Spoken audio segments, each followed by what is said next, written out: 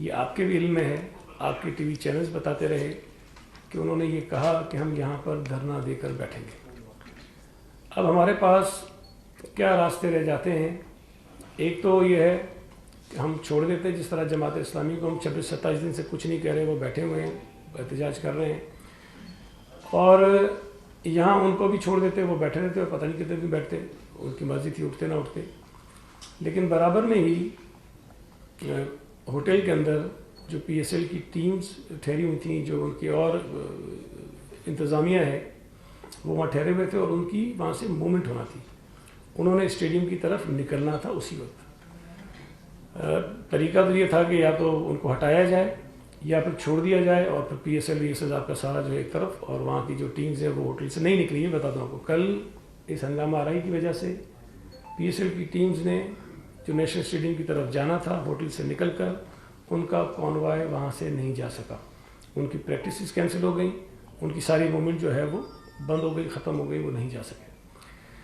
جو واقعہ ہوا یہ بالکل ناپسندیدہ تھا، نہیں ہونا چاہیے تھا، ہم نے خوشی سے نہیں کیا اور ہمیں اس کا کوئی فائدہ بھی نہیں ہوا ہے۔ پولیٹیکلی ظاہر تنقید ہم پہ ہو رہی ہے، ہماری گورنمنٹ پہ ہو رہی ہے، پیپلز پارٹی پہ ہو رہی ہے کہ ہم نے کوئی بہت بڑا ظلم کر دیا، لیکن دوسرا اس کا جو پہلو ہے ہمیں وہ بھی مد نظر رکھنا چاہیے۔ اگر ہم نہ کرتے تو اس کے نقصانات کیا کیا کچھ ہو سکتے تھے۔ اس وقت ملک کی جو سیکیورٹی کی صورتحال ہے بدقسمتی سے وہ بھی کوئی خاص اچھی نہیں ہے۔ پچھلے کئی دنوں میں دہشت گردی کے واقعات ملک بھر میں ہوئے ہیں۔ شیخ رشید نے خود یہ کہا کہ جو ہمیں سیکیورٹی تھریٹس ہیں، مختلف شہروں کے انہوں نے نام لیے، جس میں انہوں نے کراچی کا بھی ذکر کیا۔ اب اگر اس ہوٹل کے سامنے چیف منسٹر ہاؤس کے باہر 1000 1200 1500 لوگ بیٹھے رہیں اور خدا نہ خواستہ کوئی ان کی آڑ لے کر ہی کوئی ایک شرارت ہو جاتی، کوئی واقعہ ہو جاتا، کوئی ایک پٹاخہ پھٹ جاتا، کوئی ایک کریکر پڑ جاتا، تو اس کا نقصان ملک کو، یا ملک میں جو کرکٹ بڑے عرصے بعد واپس آئی اس کو، یا مجموعی طور پر پاکستان کے امیج کو دنیا بھر میں کیا پہنچتا۔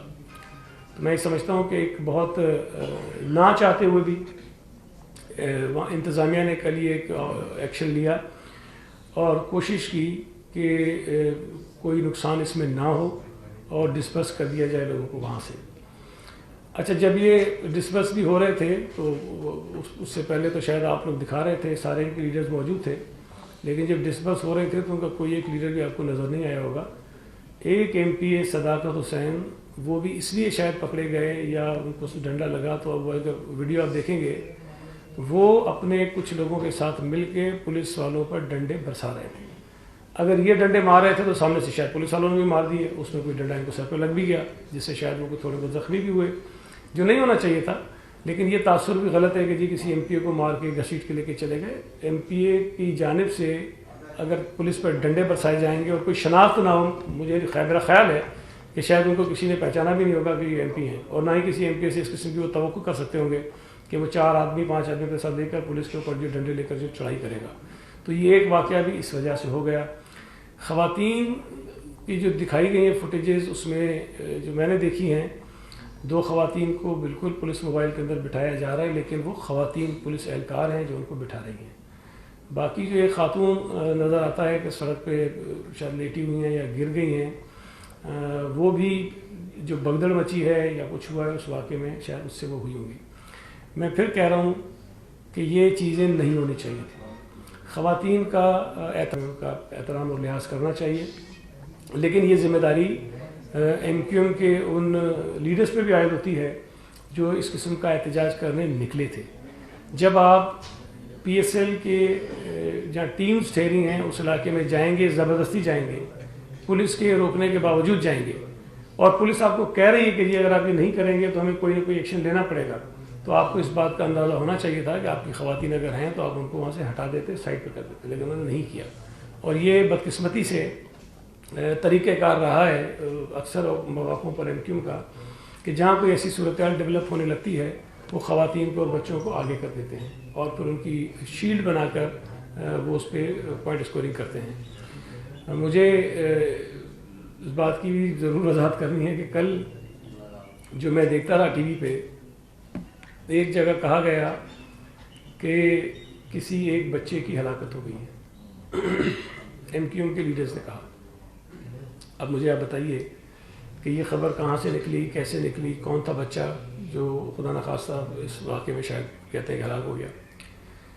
پھر ایک انہوں نے کہا کہ ان کے ایک ساتھی کی آنکھ ضائع ہو گئی ہے. پھر بعد میں رات میں ان کے ترجمان کا میں نے وہ بیان پڑھا.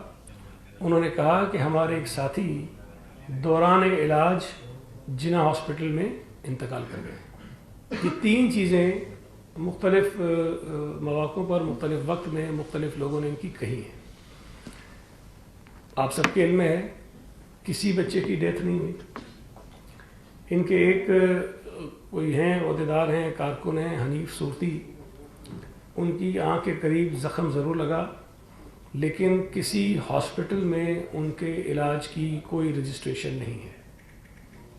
کس ہاسپٹل میں گئے, کہاں گئے, کہاں سے علاج کرایا ہے, کسی سرکاری اسپتال سے, بڑے ہاسپٹل سے کوئی ریکارڈ ہمارے پاس نہیں ہے. اللہ کرے وہ ٹھیک ہوں, میں یہ سمجھتا ہوں کہ وہ ٹھیک ہوں گے, جبھی شاید ان کو زیادہ علاج کی ضرورت نہیں پڑی ہوگی, لیکن مجھے نہیں پتا کہاں سے انہوں نے علاج کرایا ہے. تیسرا جو انہوں نے کہا کہ ایک اسلم صاحب ہیں جن کی ڈیتھ ہو گئی, جن کی شاید وہ آج نماز جنازہ بھی انہوں نے رکھی ہے. جو بیان آیا تھا ترجمان کا وہ یہ تھا کہ دوران علاج جناح ہاسپٹل میں ان کی ڈیتھ ہو گئی. ہم نے پتہ کرایا جناح ہاسپٹل میں نہیں, کسی بھی سرکاری بڑے ہاسپٹل میں کوئی شخص زخمی حالت میں نہیں آیا, اور جناح ہاسپٹل میں بالکل بھی نہیں آیا.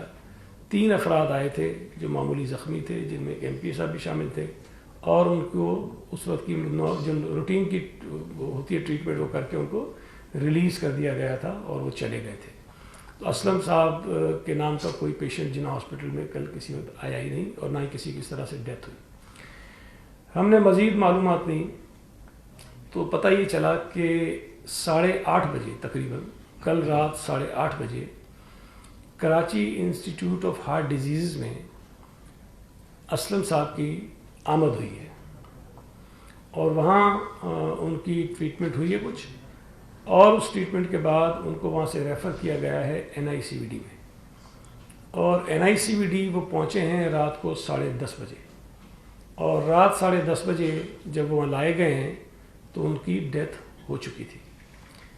اب جو یہ کہتے ہیں کہ جی وہ اور تشدد ہوا اور اس کے بعد ان کی ڈیتھ ہو گئی, تو پہلا سوال تو ذہن میں یہ آتا ہے کہ اگر تو چیف منسٹر ہاؤس کے پاس یا میرٹ ہوٹل کے پاس, PC کے پاس, موون پک کے پاس کہیں اس مقام پر ان پر تشدد ہوا اور زخمی ہو گئے اور ان کی طبیعت خراب ہو گئی, تو مجھے آپ یہ بتائیے کہ یہاں سے کسی مریض کو لے جانے کے لیے سول ہاسپٹل آسان ہے, جناح ہاسپٹل آسان ہے, NICVD آسان ہے, یا اور کوئی قریب کا پرائیویٹ ہاسپٹل, بڑا ہاسپٹل وہ آسان ہے, یا یہاں سے 15-16 کلومیٹر دور Karachi institute of heart disease آسان ہے. تو میں یہ سمجھتا ہوں, ہمیں افسوس ہے کہ ایک شخص کی جان گئی ہے کسی بھی وجہ سے, چاہے وہ اپنی بیماری کی وجہ سے گئی ہو, کسی وجہ سے گئی ہو, لیکن جو تاثر دیا جا رہا ہے کہ تشدد کی وجہ سے ان کی جان گئی ہے, اب تک کی جو معلومات ہمارے پاس ہیں اس چیز کی کوئی ثبوت سامنے نہیں ہے. میں یہ گزارش کرنا چاہتا ہوں اسلم صاحب کی فیملی سے کہ حقائق کو سامنے لانے کے لیے, چونکہ یہ بہت بڑا ایلیگیشن ہے حکومت کے اوپر یا پولیس کے اوپر کہ ان کے تشدد سے کوئی ایک شخص ہلاک ہوا ہے, محمد اسلم صاحب کا پوسٹ مارٹم کرانے کی وہ اجازت دیں. میں یہ حکومت سندھ کی جانب سے ان کی فیملی سے درخواست کر رہا ہوں.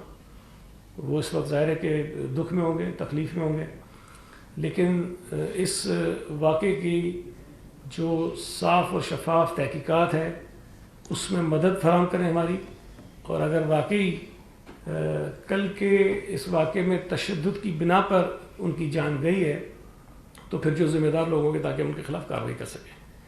جو اپیرنٹلی چیزیں ہمارے سامنے ہیں, جو ڈاکومنٹس ہمارے سامنے ہیں, اس سے یہ ظاہر ہوتا ہے کہ وہ تشدد سے ہارٹ اٹیک کی وجہ سے ان کی ڈیتھ ہوئی ہے, اور ان کو لے کر جایا گیا تھا Karachi institute of heart diseases, اور وہاں سے پھر ان کو جو ہے وہ یہاں لے کر آئے NICVD ہے. اچھا, ایک اور چیز انہوں نے کہی, کل یہ سارا کہتے رہے کہ ہمارے سینکڑوں کارکن اور خواتین ہماری جو ہیں وہ گرفتار ہیں. اور وہ لاپتہ ہیں اور پتہ نہیں کہاں ہیں. میں نے کل بھی کہا تھا رات پہ جب مجھ سے پوچھا گیا کہ کوئی بے گناہ شخص گرفتار نہیں ہو اور خواتین بالکل بھی نہیں ہو سکتی. جب یہ ساری چیزیں ہوئیں، جب ہم نے پتہ کیا تو تقریباً کوئی 8 کے قریب افراد جو ہیں وہ گرفتار تھے. پہلے 6 تھے، اس کے بعد 2 لوگ کہیں اور تھانوں میں تھے.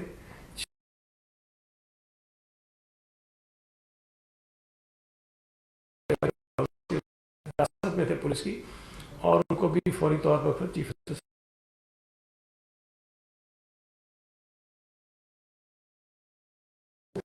لوگ گرفتار نہیں ہوئے، کسی پہ کوئی تھانے میں تشدد نہیں ہوا، کوئی اس قسم کا واقعہ نہیں ہوا.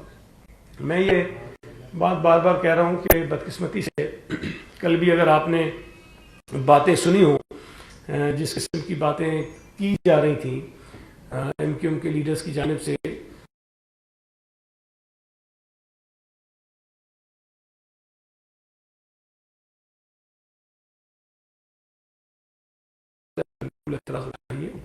آپ کو ٹنڈول عیار میں اپنے کارکن کے قتل پر کوئی ایشوز ہیں، آپ بتائیے کہ آپ کی تسلی کس طرح سے ہو سکتی ہے. ہم اس انداز میں اس کی تحقیقات کروائیں گے. جو کچھ کہا گیا تھا، جس طرح سے مقتول کی فیملی نے کہا، اس طرح سے ساری چیزیں ہوئیں.